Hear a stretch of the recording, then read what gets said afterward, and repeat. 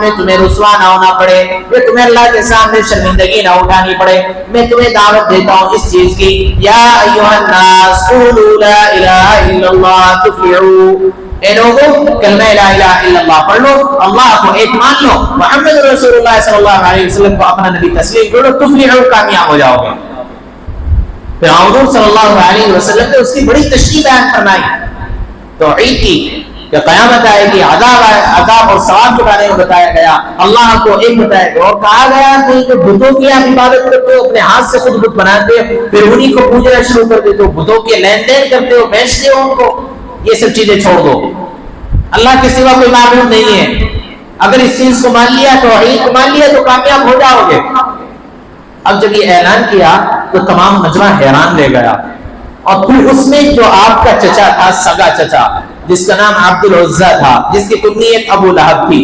وہ کھڑا ہوا اور حضور صلی اللہ علیہ وسلم کے پاس پہنچا۔ جیسے عورتیں آپس میں لڑائی کرتی ہیں نا، تو وہ اپنے ہاتھوں سے ہلاتی ہیں اپنے ہاتھوں کو، تو اس طرح وہ جناب رسول اللہ صلی اللہ علیہ وسلم کے پاس گیا اور جا کر کہنے لگا، تبت لک یا محمد لہذا جماعتنا، نعوذ باللہ کہنے لگا کہ تیرے ہاتھ پہ ٹوٹ جائیں، ہلاک ہو جائے، تو وہاں پر تو نے اسی وجہ سے ہمیں جمع کیا تھا، یہی دعوت دینے کے لیے ہمیں جمع کیا تھا، ہمارے معبودوں سے تو ہمیں پیچھے ہٹا رہا ہے، ہمارے خداؤں کو تو جھوٹا بتلا رہا ہے، کیا اسی وجہ سے تمہیں جمع کیا تھا؟ اب یہ بات کہی تو حضور صلی اللہ علیہ وسلم خاموش رہے، اور اس نے نہ جانے کیا کیا بات حضور صلی اللہ علیہ وسلم کی بے انتہا باتیں آپ کو سنائی۔ اس کے بعد مجمع چلا گیا، جو حضور صلی اللہ علیہ وسلم کو سچا جانتے تھے ان میں سے کچھ لوگ ایمان بھی لے کر آ گئے۔ اب حضور صلی اللہ علیہ وسلم نے تو جواب نہیں دیا، لیکن جس نے حضور صلی اللہ علیہ وسلم کو مبعوث فرمایا تھا،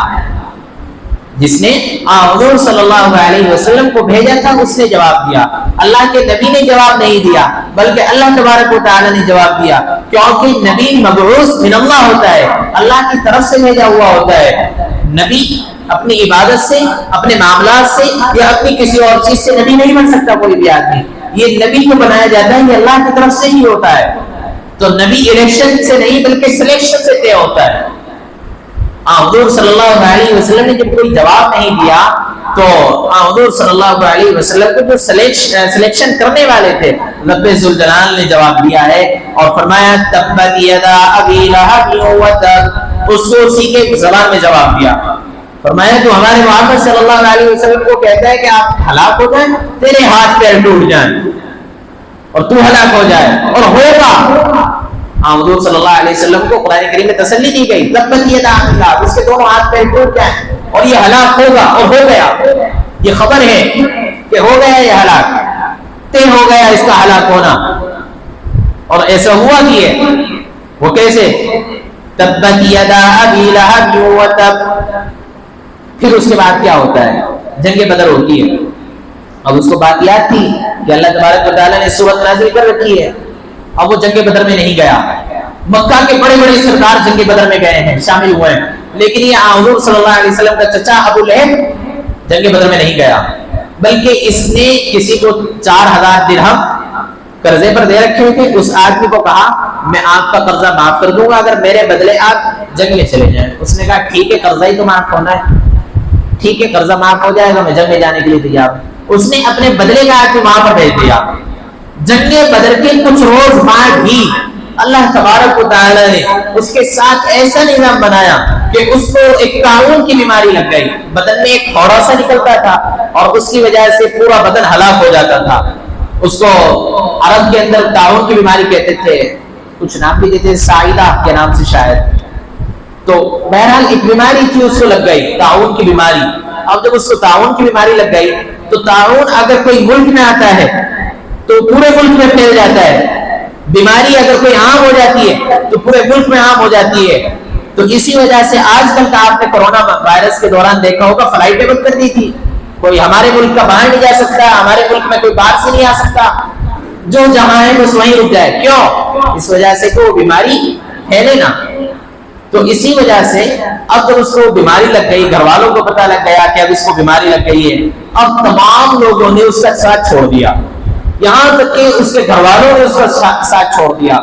اس کے مال نے اس کا ساتھ چھوڑ دیا، اس کے بیٹوں نے اس کا مال چھوڑ دیا، ساتھ چھوڑ دیا تھا ابو لہب کا، اور ایک کمرہ بنایا گیا، اس میں اس کو ڈال دیا گیا۔ کچھ حبشی لوگوں کو لایا گیا اور لانے کے بعد اس کی خدمت پر مامور کر دیا گیا، اور ایک آدمی اس کو کچھ دیتے تھے کھانے کے لیے تو آدمی خود کھا لیتا تھا، وہ بھی ڈرتا تھا کہ کہیں مجھے طاعون کی بیماری نہ لگ جائے۔ گھر والے اس کے قریب نہیں جاتے تھے، بیٹے اس کے قریب نہیں جاتے تھے، بیوی اس کے قریب نہیں جاتی تھی۔ تو پھر کیا ہوا؟ اب جب طاعون کی بیماری اس کو لگ گئی تو دوستوں نے اس کو چھوڑ دیا، سرداروں نے اس کو چھوڑ دیا، رشتہ داروں نے اس کو چھوڑ دیا، گھر والوں نے اس کو چھوڑ دیا، یہاں تک کہ جس کو اپنے بیٹوں کے اوپر ناز تھا ان بیٹوں نے اس کو چھوڑ دیا، بیوی کے اوپر ناز تھا اس بیوی نے اس کو چھوڑ دیا، اور ایک کمرے میں وہ الگ پڑا ہے طرح طرح، اب اس کے پاس کوئی نہیں ہے، اور بیماری اس کے بدن میں اتنی لگ گئی، اتنی زیادہ ہو گئی کہ اسی کی بیماری میں وہ مر گیا، گل گیا، پورا بدن سڑ گیا، اور اس کی بیماری اتنی، اس کی موت اتنی عبرت انگیز ہے کہ 3 دن تک اس کی بیماری، اس کی موت کا کسی کو پتہ بھی نہیں چلا۔ 3 دن ہو گئے مرے ہوئے، جب بدبو زیادہ بدن سے پھوٹنے لگی، بیٹھ گیا کیونکہ زخم ہو رہا تھا پورے بدن میں، تو گھر والوں نے سوچا ہے کیسی بدبو ہے، دیکھا تو مرا پڑا ہے، وہ کھلا ہوا ہے۔ اب بازار سے پھر کچھ لوگ لائے، حبشی لوگ کرائے پر، کہا کہ بھائی اس کو اٹھاؤ کہیں دور دراز پھینک کے آ جاؤ۔ تو ابو لہب کو رب ذوالجلال نے دنیا میں ہی لوگوں کو دکھایا ہے کہ لوگوں نے اس کی لاش کو اٹھایا، کرائے پر مزدور آئے، انہوں نے اس کی لاش کو اٹھایا اور دور دراز کہیں جا کر گڈھا کھودا، گڈھا کھودنے کے بعد اس پر اوپر سے مٹی کے بجائے پتھر برسا ہے تاکہ دب جائے بس کسی طرح اور ہمارا چھٹکارا ہو جائے یہاں سے۔ تو اللہ تعالیٰ نے اس کو ایسی موت دی ہے، تو اللہ تعالیٰ نے کیا فرمایا؟ تبت یدا ابی لہب وتب، اس کے ہاتھ ختم ہو جائیں گے، ہلاک ہو جائیں گے، اور یہ خود پورا کا پورا ہلاک ہو جائے گا۔ اب ایسا ہوا کہ نہیں ہوا؟ آگے فرمایا ما اغنى عنه ماله وما